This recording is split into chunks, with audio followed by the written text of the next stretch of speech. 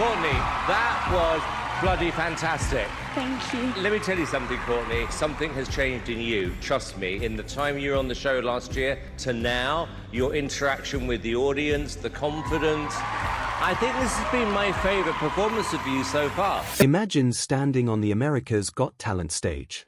The crowd's on its feet, but your eyes are on Simon Cowell. He's not clapping, but he doesn't need to. When Simon looks moved, leans back like he's been hit by brilliance, you've done something rare. That was Courtney Hadwin in 2018. Just 13, she blew everyone away with her powerful voice. Simon took her under his wing, and with his label backing her, Courtney seemed destined for stardom. But things didn't go as expected. The fame, the lights, the support, they all faded. What happened? Where did it go wrong? Today, we're diving into the rise, fall, and unexpected journey of Courtney Hadwin. Where is she now? Let's find out. Childhood. Just a kid. Simon Cowell always says he never cries. He's the tough guy who's built stars, crushed dreams, and done it all without batting an eyelid. But the first time he heard Courtney Hadwin sing, he almost shed a tear. While Courtney's journey on the outside seems straightforward, the reality couldn't be further from the truth. And it all began with America's Got Talent. But before we jump right into her AGT experience, let's go over Courtney's path to the show. Courtney was born on July 6, 2004, and grew up in Hesleden, a small former mining village near Hartlepool in County Durham, in northeast England. She was raised by her parents, Paul and Anne-Marie, alongside her younger siblings Paul and Melissa. Like with many talented young singers, music was woven into Courtney's life early. She began singing at home when she was just a child. And as she grew, she started to dabble in musical theatre and then explored her voice through covers.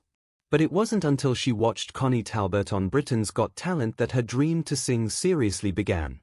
According to Courtney, she began singing properly at around age 9 or 10, and by 11, while attending Hesleden Primary School and shortly after enrolling at the academy at Shotton Hall, she performed during a lunchtime open mic singing Say Something by A Great Big World and Christina Aguilera.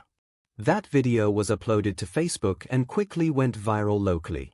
Classmates were surprised by her vocal prowess, and many immediately urged that she explore her soulful power.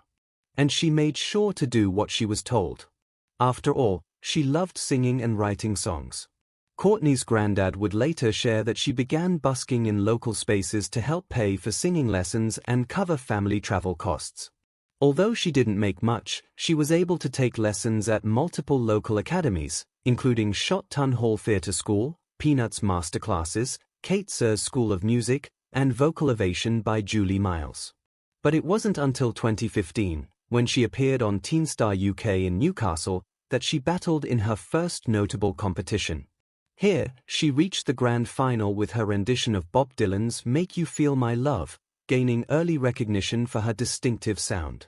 The following year, at age 12, Courtney won Hartlepool's Performer of the Year award and became a finalist in the Beyond the Lights award ceremony. In 2016, she also auditioned for Open MIC UK, delivering a version of Nothing Compares to You as part of her rising presence on local stages. That same summer, she opened for Sister Sledge at the South Tyneside Festival in front of over 18,000 people, a milestone that showed what many began to realize: she was no ordinary local performer, she was a star in the making. Fast forward to the next year, and Courtney was once again appearing on another show. This time around, it was The Voice Kids UK. Her audition, a fiery rendition of Tina Turner's Nutbush City Limits, earned her a spot on Danny Jones's team. She advanced to the battle round with Dancing in the Street, then reached the semi-finals singing James Brown's I Got You, I Feel Good, and concluded the final with And I Am Telling You I'm Not Going, finishing as a finalist. Across these early years, Courtney developed a reputation for her relentless work ethic. She practiced vocal exercises daily, starting lessons as early as age 11 and maintaining them through her teens. These foundational years, rooted in her small village origins and bolstered by Open MIC nights, competitions, and live performances across northern England, shaped not only her performance style but also her resolve to succeed. And it especially helped that she had a strong support system willing to ensure she took hold of her dreams. From the very beginning, Courtney's musical journey was shaped and sustained by the unwavering support of her family. Her mother recognized her raw potential, saying the performance surpassed expectations, while her father took on side work to support her dream, delivering pizzas and helping with petrol money so that Courtney could travel across the Northeast to auditions and open mic gigs. In fact, when she appeared on The Voice Kids UK and later on AGT, her family moved to LA to support her, particularly her father, who traveled back and forth so she could compete as she continued schooling. Even through the whirlwind of TV shows, record deals, and international attention, Courtney's family remained her anchor. Publicly, she's credited them with keeping her grounded, reminding her of home, and helping preserve her passion rather than turning it into pressure. Their belief in her, not fame or accolades, gave her a steady foundation that helped her voice carry across continents, while her heart stayed rooted in Hesleden. Riding on the wave of this support, by early 2018, Courtney had built enough momentum and reputation that she was invited to audition for Season 13 of America's Got Talent. That invitation came not from a family decision to pursue Britain's Got Talent, but reportedly through show producers seeking international talent.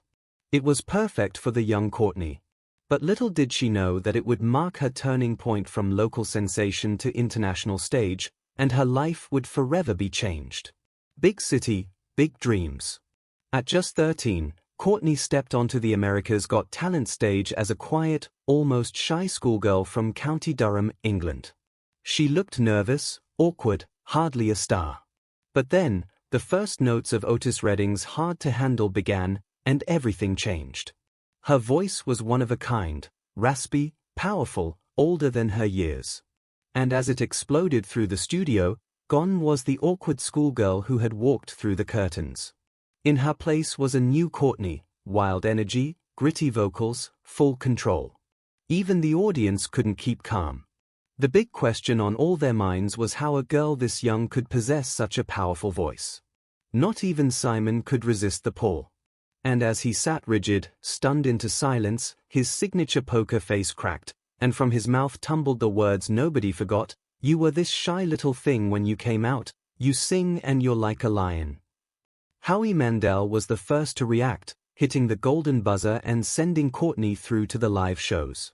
Then, he declared that her voice belonged to a whole different era, and it even reminded him of Janis Joplin, one of the greatest blues rock vocalists of all time. But Howie wasn't the only one who saw her brilliance. Within hours, her audition video went viral, and by the time Tyra Banks introduced her later on the show, the video had been viewed over 310 million times. Insane, isn't it? By the time the quarterfinals aired, fans around the world were already calling her a generational talent, or even a phenomenon. Singers like her come once in a generation, and ours was lucky to have Courtney. She advanced to the quarterfinals and then to the semifinals, each time delivering electric performances that blurred the line between child and old soul performer. By the finals, she had a worldwide fan base, but in the end, the crown wasn't hers to take home. She placed 6th overall, a result that genuinely surprised many. Still, AGT was her breakthrough. It introduced her to an American audience and gave her a global platform. She later returned to compete on AGT, the champions in 2019, but by then, her trajectory had already shifted. Although it wasn't his golden buzzer that shot her through to the live shows, Simon had something more exciting up his sleeve. Shortly after the 2018 live shows ended, he signed her to his label, Psycho Music, in partnership with Arista. And just like that, 13-year-old Courtney was on her way to becoming a music star. But navigating fame and fortune is easier said than done. And for a 13-year-old, the pressure of the industry soon became too hot to handle.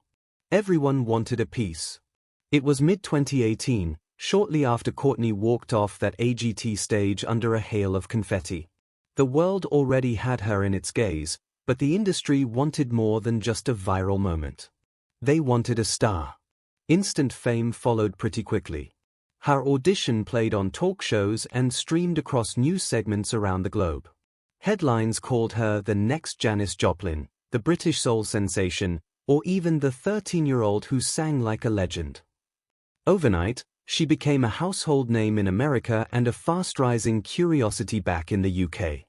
Then December rolled around, and with it came the deal that changed Courtney's life. At just 14 years old, Courtney signed a long-term recording and publishing contract with Psycho Music in partnership with Arista Records. In interviews surrounding the announcement, she shared that she felt amazing to be joining the company. Especially excited to do original songs and stay true to herself and the music she liked, Courtney described the moment as a dream come true. But she couldn't have been more wrong.